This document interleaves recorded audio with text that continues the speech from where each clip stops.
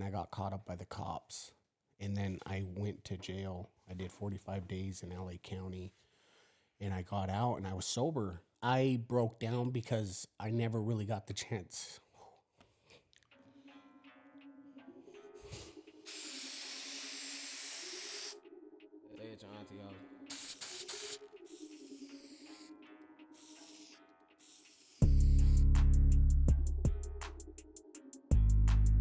Welcome to Peggy's Recovery Corner. This is a recovery podcast. Recovery from what? Recovery from drug addiction, from alcoholism, and from mental health. We respect all paths of recovery. I wanted to bring that up this time in talking about this because there's many different people that recover in different ways. This is not a recovery podcast that just talks to people that just have one form of recovery, the end all be all.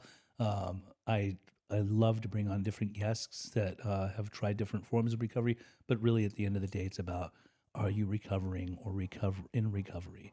Also, before we get farther into this particular podcast, if you like this channel, it's found on YouTube on Pej Interventions, which is my YouTube channel. You can also like and subscribe and also share with other friends.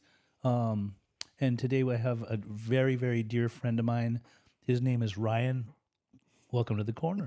Welcome. Or no, hi. Hi. So I've done a lot of videos with Ryan, like on TikTok and things like that. He's become a really good friend to me over the last year and a few months. We'll delve a little bit into your past and things like that, and then work our way up to the recovery. But Ryan, you're over what? How long are you sober now? A year and 4 months. A year and 4 months, and you love your recovery, right? Yeah. Okay, wonderful. You were born and raised in Utah? Yes. Which part of Utah? West Valley. West Valley, as in that's not Salt Lake? Yeah, that's not Salt Lake. It's the armpit of Salt Lake? Close to it. Okay. I'm too originally from Utah, from Salt Lake, so we knew about them people over there in the West Valley area. Right. They weren't bad people. They lived over there and we lived over here. Yeah. Growing up in Utah, you had a good childhood? Yeah, I had a really good childhood. My mom and dad, I played football. Had an older sister, 2 younger brothers. We had a good childhood. Started playing football at what age? Want to say 7. 7. Were you what position did you play? I played center, offense mostly. Okay. And then growing up, was there any difficulties, any problems, any bullying, any turmoil within the house? I got bullied a lot. My dad was one of those dads that, don't cry, makes you a pussy type thing. Yeah. And so that, it just puts you in that mentality, like showing your emotions.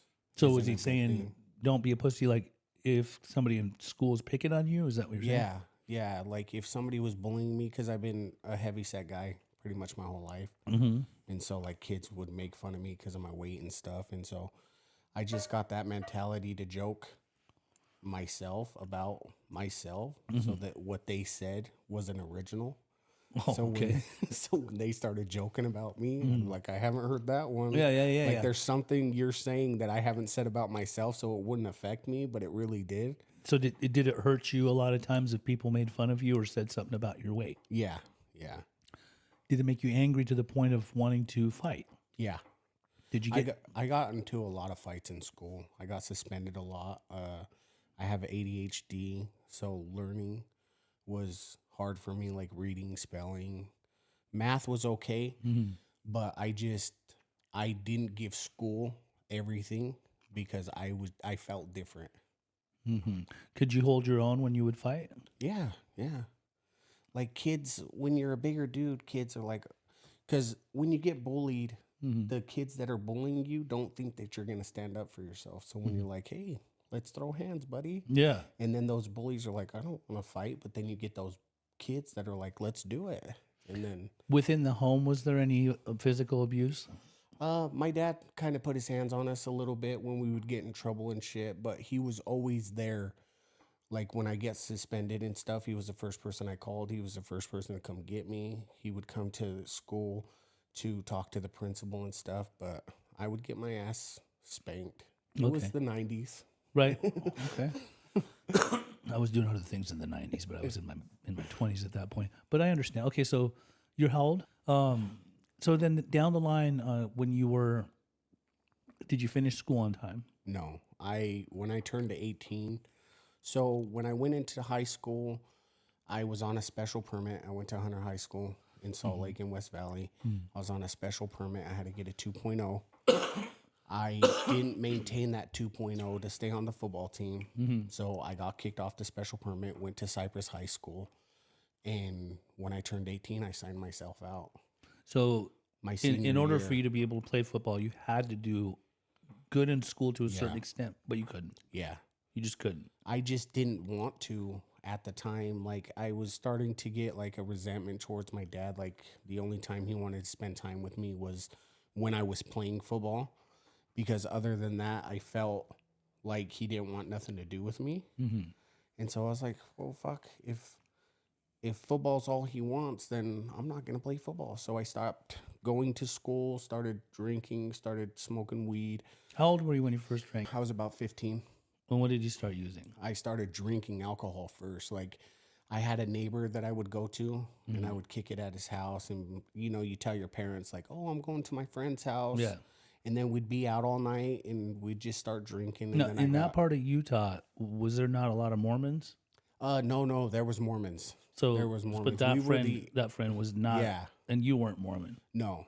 Okay, so because when I grew up in Utah, most of our neighbors were straight edge Mormons. Like there wasn't like drinking with the buddies. Although Yeah. there was some friends that we were sneaking drinks and Well, smoking weed. the friend that I would go and party, I've known him since the 4th grade, and his parents had rules about drinking. They said, as long as you don't leave the house and as long as you stay here, you can drink as much as you want.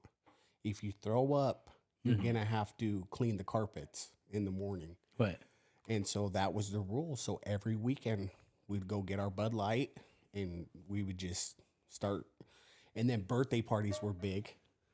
That's when I got into the hard alcohol. Crown was my favorite. Wild Turkey was really. Like, What was your pops doing during this time? Was he upset that you were partying? Yeah, we didn't have a good relationship at all. Okay. Were you still living at his house? No. I was living with my cousin Matt, sleeping in one of their rooms at my Aunt Valerie's house at that time. Because Okay. once I signed myself out, my parents are like, either you go to school or you get a job and pay rent. And I didn't want to do either of those things. So that's you went to when go I stay there. started surfing, couch surfing. And then when you were couch surfing, that was like what, in your late teens? Yeah, I was probably, so I signed out of school on my birthday. I was 18, and then they're like, you got to get out of here. So I was 18, almost 19. Okay. And didn't graduate. No, Still haven't graduated high school? no. Okay. As far as the lifestyle, like, what brought you to homelessness in Utah? So when I would couch surf, I was that dude that would just show up to the party. After a while, I was that dude that would just show up to a party and then drink other people's shit. And then my friends started to catch on and didn't want me around. And so my family didn't want me around because I started drinking and smoking weed a lot. And they could see that it was a problem. Like, they wanted me to help, but they wanted me to accept the help, and I wouldn't. So what got me into like really bad homelessness was when my dad passed away. And then how old were you when he passed away? I was 28. And how did he pass away? A brain aneurysm. Okay. That spun your wheels? Yeah, that was like the turning point. That was the down, like the spiral. So even though you weren't living at home with dad and dad wanted you out if you weren't going to be able to pay rent and all that stuff, part of you really loved that man? Yeah, dude. He was everything. Like the whole time that you were, let's say, not living at home anymore, were you in touch with him? No, so to backtrack, so I was living, I had finally got a job at a place called Sky Mail, and I was paying rent at his house, and there was an incident that happened with my younger brother. He just got back from Japan, high school trip, and my mom asked us to go to the store for dinner, and I started getting on his ass about some shit. And he fucking took off and made me leave. He made me walk home. And so I walked home, and when I got home, I slapped him in the face. And my dad came upstairs. And me and my dad, you know how you're a kid and you're like, I'm bigger now. Like, Yeah. you're not going to put your hands on me. And I had that mentality. So he was in my face and I'm like, Dad, get the fuck out of my face or I'm going to hit you. He's like, you ain't going to touch me. So I chin checked him, like one of those little, like, get away How from old me. were you right then? I was probably, I want to say 27. Oh, you were much older. Okay. Yeah. And so when I chin checked him, he stepped back and he's like, I can't believe you did this, motherfucker. Mm-hmm. So he came at me and I got into a fist fight with him. With your dad. Yeah. And we were in the front yard, or not the front yard, the front room, and I put him in a headlock and I started hitting him. And then my mom came upstairs. She's like, you're fucking done. You're fucking done. And I'm calling the cops. Cops came. Fucking, they told me to put my hands on the cabinets. And the cop grabbed me by the back of my neck. And I was like, you ain't going to do nothing. And I moved and he pulled out his taser. Tased you? No, he fucking, you know how you hit To the let taser? you know. And I was like, I'm done. Yeah. Put my hands behind my But back. did they come immediately? Is that why why you were still there? Yeah, because she was talking shit. I was talking shit. I was calling my mom a bitch. I was being a piece of shit. This is your real mom. Yeah, I was just being a piece of shit. I was like, how do you like your son now? Like, you're sending him to jail and all this shit. And she's Guilt like, tripping. yeah, dude, but I was on pills at the time. What kind of pills? I was taking Lortabs, Percocets, started to get into Roxy 30s, Oxycontin, shit like that. So my mental wasn't there. Like, I just didn't give a fuck. And I just wanted to prove to my dad, the guy that I was afraid of, but I loved, that you're not going to put your hands on me anymore. And this was shortly after your pops died shortly after all this happened. Yeah. He died within a year after that. And what did that do to you? I broke down because I never really got the chance.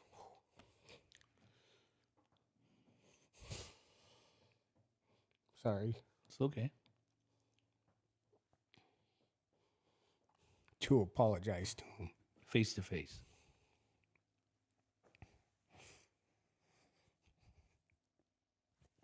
My bad. No, actually, I like when a man shows his emotions. So it was tough. It was tough. I felt like my mom had my sister, my two brothers had them, and I was the oddball out. Did you take off after that? Yeah. Where'd you go? Yeah. I started just running the streets. I got introduced to heroin, started smoking meth. No, when you say running the streets, you were homeless? Homeless? Yeah. How does one survive in homelessness in a state as cold as Utah during the winter? Well, before I found out that there was a shelter, like you have a tent, you just sleep in bags. Just warm up? Yeah. Like I started drinking a little bit more because it keeps you warm. Yeah, bundle up or do a lot of drugs. Meth will keep you warm too. Right. And on meth, you stay up for days, so you're always constantly moving. You're never in one spot or one place for a long time. And so when I got introduced to the shelter, like in Utah, it's called the Block. That's where you can go get anything you want. Women, drugs, fucking And what is that, in downtown? Yeah. Downtown Salt Lake? 2nd East. They shut it down now, but it was on 2nd East. So that would be like the Skid Row of that area. Yeah. And before it got shut down, like, you would walk and other homeless people like, what do you need? Come with me. I'll take you to my guy. Yeah. Because they would get hooked up, right? And I didn't know the lifestyle then. So going there and starting to get familiar with it, I became a runner. And I would go get people because if you brought people, you get drugs for free. Mm-hmm. So that's how I supported my habit, was getting new customers for these guys. And they would kick me down some. So that's how I kept my habit going. So when you were living at the shelter, but you were going and doing this song and dance daily? Yeah. You were there for 3 years? A little bit longer than 3 years. I want to say close to 5. In Utah? Yeah. Close to 5, running and gunning, living in the shelter, asking people for money. There was one time where I was trying to get my ID, and it was a paper. And the paper said, you can get an ID. So I flipped it, and I would go to people, like, say you're somebody I would walk up to. I'd be like, excuse me, sir. Like, I have a chance to get my ID. I'm homeless. I'm trying to get my life together, but it's $18 to get it. Is there any way you can help me out with this? And people Well, give you money. would give me money, and I used that paper for the longest time. As soon as I got that money, I would hop on the tracks, go back, get what I needed, fucking get high in the shelter, and then go do it all over again. Along the way, you met a girl in the shelter, Yeah. and that became like your little lover. Yeah. And you guys were kind of just like running around doing dumb shit. Dumb shit. Like How long were you guys in the shelter? about a year. Just hanging out. Like I thought, you know how you get a girl when you're feeling like nobody loves you, and then somebody shows interest, and then you're like, oh my God, this is one. I want to put a ring on her finger. What will our babies look like? Yeah. Her teeth are missing. Like, this is my dream. type She of has girl. one good tooth. Like, this is the girl. The hottie, bing bang You know what boolati. I mean? Okay, so you guys, was that the one that you ended up making your way out to California with? Yeah. So that story was, we were sleeping in the Greyhound. The shelter was full. I had like a little thing with the security guard. He's like, you don't use drugs or cause any problems. Like, you can sleep in here. So we were sleeping in there. In where? In the Greyhound bus? Yeah, the bus station. Inside the bus? Yeah. Just to stay warm? Not the bus, but like the bus station that you go get your ticket and stuff like that, because people sleep in there. Lots waiting. of homelessness in bus Yeah. stations. So this guy comes up to me and he's like, hey, do you have your driver's license? I was like, yeah, I got my driver's license. He's like, will you take me and my son to California? So I wake this girl up. And I'm like, hey, this guy's offering us to take us to California. You want to go and get out? Because it's middle of November. It's snowing and it's cold. I was like, let's go to California for a couple months. Because he was coming back to Utah to pay his ticket. So we're like, oh, we can get there, stay out there for the winter, come back during the summer, right? Well, that didn't happen. He was letting us live in his house. He was paying for our food. He's like, just don't lie or steal from me. Out here in L.A.? Yeah. Yeah. In Reseda. Okay.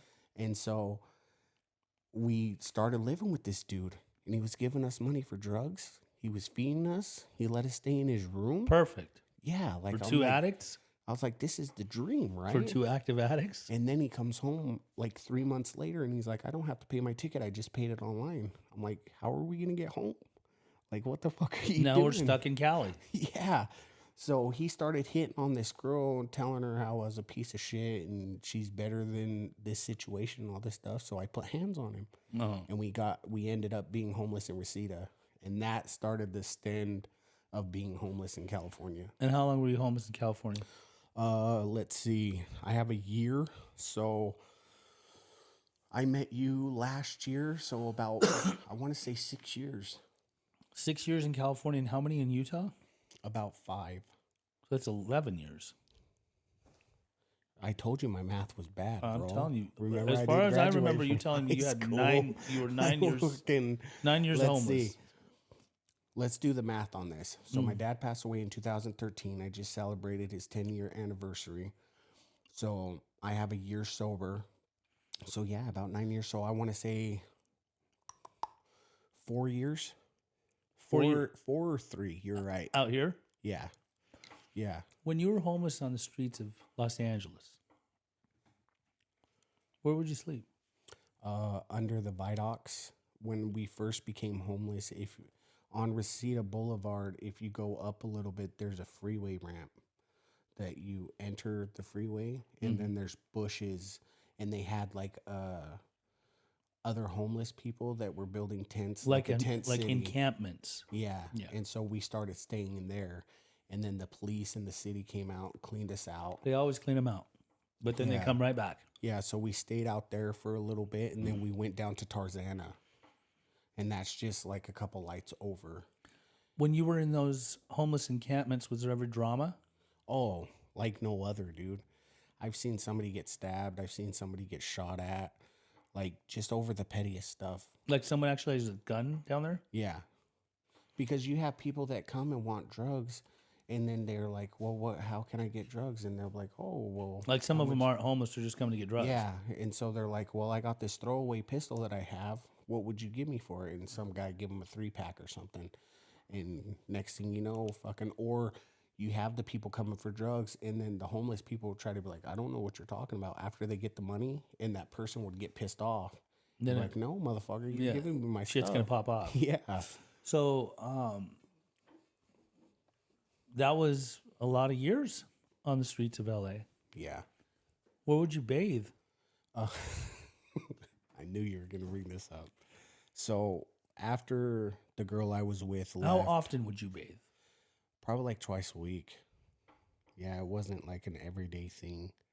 Okay. You know, I was so comfortable being on the streets, like getting a hotel and shit like that wasn't even, A thought. yeah, I didn't want to spend money on a room. Yeah, why would you spend money when you need more for the drugs? Yeah. So where would you bathe? I would go to gas stations and ask them to turn on the air compressors. And on the air compressors, There's a water spout. There's a water spout. And so I would wait for the night shift guy to come. And I'm like, hey, like, I'll clean my mess. Like, do you mind? I won't get naked. Do you mind if I just fucking, like, bird Rinse bath? off. Yeah. Bird bath, yeah. So what I would do is I'd have my boxers on, be completely naked, just my boxers, and I would bathe myself. Then I'd wrap my towel, take off my boxers, throw some new ones on, and then Did any like cars late night drive by? dude. I had one guy that sat there and watched me bathe the whole time. I almost charged him. He watched you? Yeah, he just sat in the parking lot while he was getting gas and just watched me bathe like it was something new. It's like an animal in a fucking National Geographic in a shit. zoo or some shit. Look at that gorilla is bathing himself over You're there. gonna go poke him with a stick. Obviously, while you were homeless and living that type of lifestyle, the fentanyl game came into effect. And I mean, you used everything already: meth, heroin, black tar, all that stuff. Yeah. When fentanyl hit the streets, as a homeless man and amongst other homeless people, was it readily available pretty fast? So heroin was big when we got out here. It was a different beast when we came out here. Yeah. The heroin in Utah wasn't the heroin like out here. So you mean it wasn't the same black tar? Yeah, it was way stronger. In Utah? No, in California. Uh-huh. Way potenter, or how do you say it? Potent? More potent. More potent. Way more potent. That's my Utah accent kicking in. No, but I won't say anything about your dyslexia either. Heroin started to disappear. So it was harder and harder to find. So when we couldn't find the heroin, we'd be like, well, can we get some of that new stuff? And we wouldn't smoke it. We would still we'd only take a couple hits. But it was so strong that, like, once we started shooting up the heroin. You were shooting it up? Yeah. It wouldn't even affect us because we were on the fentanyl. So it was much more potent, and that's what your body was desiring that. If anything. Yeah. So we would do a shot of heroin and still be sick because our body wanted the fentanyl. Wow. The girl ended up leaving you?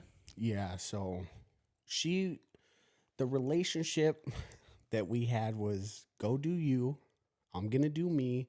We'll meet up at the end of the night and just get high together. So she was doing whatever she wanted to do to get her money. I was doing whatever I did to get my money. And were you guys or yourself, especially doing meth, and were you ever in psychosis? I seen a lot of shadow people here. Did you ever talk to yourself? Yeah. Were you ever, if I was a regular guy that was at the gas station and saw you, would I think like this guy's shot out? Yeah. Or were you still able to put words together and make sense of things? I could put words together because that was my persona, right? Like asking people for money, you want to look good, like you're struggling. It's but your not hustle, struggling. your street hustle. Yeah, but there was times where I'd be getting high in a bathroom. Mm-hmm. Nobody would be in the bathroom, but I thought the coworkers were talking about me. Maybe they were. They probably were. So I would be getting high, and I'd be like, "Should we call the cops?" And that's what I would hear, and I'm like, "Oh fuck, I got." It was either real or it was just you being a paranoid, sketchy skate. Yeah, and then gang stalking. A lot of homeless people are on gang stalking, so I thought that I was being gang stalked. Yeah. So when I would see a helicopter, that's that mess shit right there.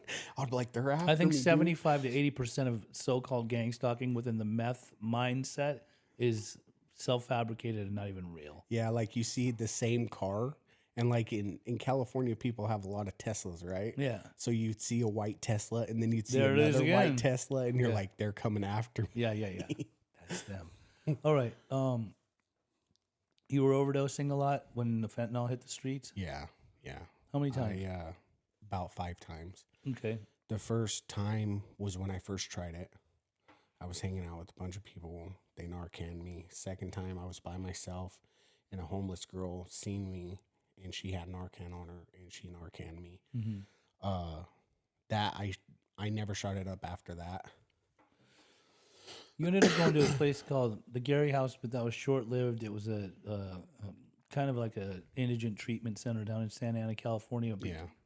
besides that time, you made your way up to Long Beach or back up to the Valley, The Valley. and then after being back in the Valley again, what was your breaking point? Like, why after all those times did you end up getting to what put you in the position of wanting to really, really get into recovery? So a month before I decided to get sober, I had just got out of a car accident. I picked up a 3-pack. I wrecked a U-Haul truck. I got 6 staples in my head, broke 4 ribs. And then while I was recovering from that, I was stealing to get my stuff, right? Food, clothes, whatever my plug wanted. And I got caught up by the cops. And then I went to jail. I did 45 days in LA County. And I got out and I was sober. And you know how addicts are, right? They're like, oh, 1 hit won't hurt, right? So I had 45 days sober. I didn't have to steal. I didn't have to fucking do any of the things to get this drug, right? So I was like, 1 hit, and I overdosed. And I was hanging out with some homeless people. They Narcan me twice, but they took all my shit. The homeless people had Narcan on as homeless people? Yeah, in LA, they You distribute it out there? yeah, they give you a brown bag, comes with a meth pipe, water, a thing to cook your shit, syringes, and 2 boxes of Narcan, because there's 4 in each box. Interesting. And so they would come and they would like, here you go. We want you to be clean. We want you to be safe. So everybody had Narcan. So when I went out, the homeless people took all my shit, Narcaned me, called the cops, like the ambulance. I woke up to the CMTs giving me heart compressions Yeah. and mouth to mouth. And they're like, you got to come with us because Narcan only has a 15-minute life. So I go to the hospital and I overdose again in the hospital. Wow. And then After being Narcan. Yeah, and then they Narcan me again, and I was just sitting in the hospital like, what the fuck am I doing with my life? Like the stealing, the people I'm hanging out with, like it doesn't mean anything. Like what the fuck am I really doing? Was that when you called your aunt? Yeah. Well, I called my mom first. I went back to the Valley, and I knew I didn't want to use because I didn't want to die. So I called my mom. I was like, Mom, I need money for a phone. And she's like, where are you at? So I found some random dude at the Target, and I was like, do you have Cash App? My mom wants to send me money for phone. Yeah. And the guy's like, yeah, I got you. So we bought a phone with a plan, and then I called my aunt. And my aunt, when I called her, I was like, I really want to do it this time. And my aunt has been on this journey with me out here 2 different times. So she was in the mentality of like, you got to get your ass to me. I'm not sending you an Uber. And she lived down in Orange County. Yeah, she lives in Laguna. And she's like, I'm not going to send you an Uber. I'm not coming to get you. If you're serious about this, I got this guy's number. You call him. And when you call him, because he has a sober living and he can help you. So the very next day, who do I call? Who answers? The guy. This guy. Okay. And so you made a bus trip down to OC. Yeah, I took the bus to North Hollywood, took the subway all the way to Irvine. Yeah, and then you got to us. Yeah. So now when you came in, even though you had made a commitment to be sober and be good and do the right thing, you had a loud head. Yes, a really loud head. I mean, you think about it after being homeless like that for all those years on the streets, like you think a certain way. It's hard to like just suddenly be a different Yeah, person. just to change was huge for me because I was so used to being on the streets that having a bed, like in your sober living, my first 2 weeks I slept on the floor because the bed was too comfortable. Yeah, you weren't used to that. Yeah, like laying on the bed was just like, and then the rules, like, because when you're homeless, you don't have to get up at a certain time. You don't have to do a chore. You just get the fuck up whenever you want and go Right. do what you got to do. I So that remember I shit, walked in your room one time and you were laying down during the daytime. We had yeah, our little power struggle, and then you said you were going to leave. And I said, that's fine. I wasn't going to try to pull. yeah, you have helped so much because you're no bullshit. Like you call people out, and when you say it a lot to the guys in the house is that when you come at them, that their ego and their disease is affected by the way you present yourself. And it's true because if there's something in there that doesn't want to hear what you have to say, it gets them upset, right? And that's how I was in the beginning because I wanted to leave. I didn't want to do this shit. But at the same time, my body wouldn't let me leave. Well, I mean, Like it where was would you have weird. gone? You would have just gone homeless again, Yeah. down in OC. The good thing is that you turned it around really quickly. There was a group of guys there at the time that talked to you alone after you and I had that little Yeah. verbal altercation, and you turned it around, and then you took it more serious than the majority. Luckily, too, the type of guys that were around you were very serious about the recovery, so it was like there was no way that you were going to be able to fuck around or keep living in your disease. Yeah, because the senior members at the time of the house, because now I'm a senior member, they were like, dude, like either you do this or just fucking leave. You're just wasting time. Yeah, yeah. My old counselor used to say, if you don't want to do this, you're just wasting good using time. Yeah. Okay, so you had some court cases to take care of. You had some life stuff to take care of. You went through a recovery process. You really got recovery under your belt. That was amazing, phenomenal watching that process with you. With all things considered, even not being completely educated to the point where reading something like the literature of like the 12-step literature was kind of complicated, but you still went through the motions and did that. And then the most remarkable thing to witness with you is that once you were done going through that process, then you quickly started helping other people. Yeah. So when you were asked for a letter for the courts, for the judge, it was easy to write a letter for you because you've been really talking the talk and walking the walk. And that was awesome too. Right now, guys come into your life, and I see it all the time. You take them right under your wing. No questions asked. Yeah. You do with them what was done with you. Yeah. When I first moved into the sober living, like I didn't have a lot. Right. I came in with a backpack full of dirty ass clothes, and the dudes in the house hooked it up with socks, took me shopping, got me t-shirts, got me shorts, bought me some boxers. My aunt helped me out a lot. And so when I see a new guy come in, I don't know where he's at in life, but we say in AA, you always lend a hand. Right. And so that's my first mentality. You shake their hand, you say hi, give them a little time to adjust, and then whatever they need, whether it be food, whether it be clothes, whether it be whatever they need within my means of not taking out of my pocket to where I can't pay my stuff, Yeah.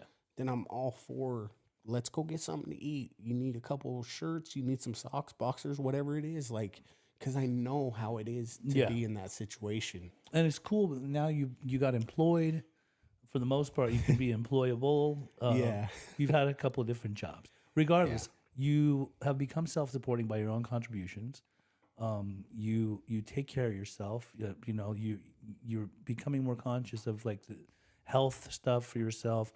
But for me, what's already the most important thing is just being a service to our fellows. Yeah. And just being there for people.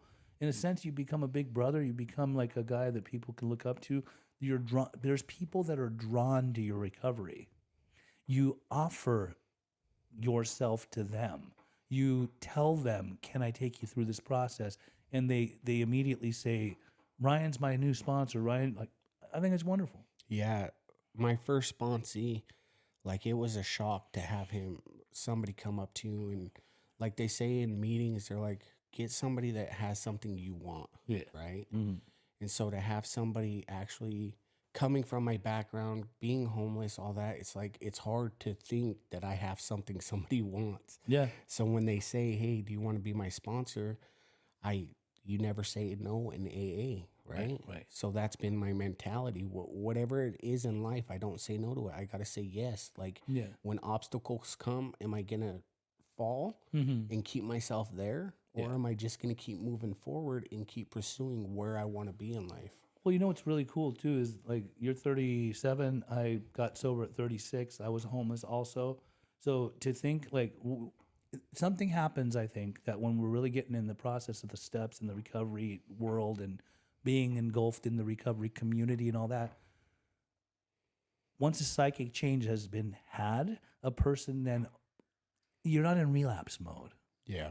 You're not in poor me, victimese mode. At this point, it's like, what can I do for my fellows, as was done for me, so I can continue this recovery process? I see that with you. Like, I don't really worry, is Ryan going to relapse on us, right? Yeah. You don't present yourself as that type of person. I think your day in, day outs with all the life stressors and everything that can come into your daily activities and all that stuff, it's not like a drink or a drug would ever fix that. It's not like, I think you've come to the conclusion, like, your reality was that you were homeless for a long time, and your reality is that you're not now. Why would you do something that would put you in that Yeah, position dude. again? Like, when I lost my job because of my anger, to be blunt, like, I have anger issues and I'm working on it. Right. And I think I'm doing a lot better. But when I lost my job, it wasn't in my mind. The first thing that popped into my mind is, how am I going to fix this? Absolutely. It's not, let's run and give up and do this shit. Like, okay, let's talk to the guy that owns the house. Mm-hmm. Let's get this rent shit figured out. Yeah. Let him know that I'm going to get a job as soon as possible.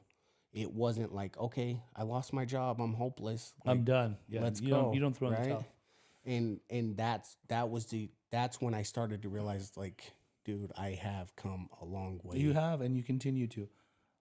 We're going to close it out, but I do want you to put a little good energy into the universe. As a guy that was homeless and a hardcore drug, polysubstance abuser, right?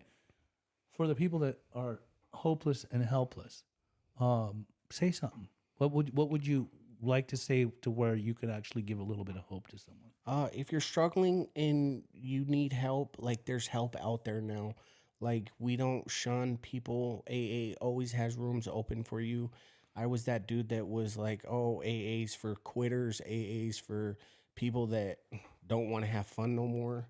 But I'm having a blessed time in sobriety. Like, I got my family back. I got people around me. And it gets me emotional because I wouldn't be where I'm at today without this program. Absolutely. I do want to say that I watched Ryan get to a point where he could pay for his own plane ticket and go back to Utah, a place that he grew up, and go visit his mom for Christmas. And that was just a month and a half ago, whatever. Yeah. But it's a beautiful thing. You know, I love you. I appreciate you. You're a great guy with all the ups and downs that we've had. You're on this path all the way. So that's another episode of Pesci's Recovery Corner today. Once again, if you would please subscribe to this channel, Pesci Interventions and Pesci's Recovery Corner. We've got a lot of good things coming up. We're working on some films and documentaries and things like that. Also, please like and share this with everywhere. Share it with people. Show it to people. Give people some hope. Show them that people can get better. I don't think that God wants us to suffer, and I think that everybody's got a standing chance of getting better as long as they just become willing. With that said, we're going to sign off. Over and out. Love you all. Thank you, Ryan. Love you. Love you too, buddy.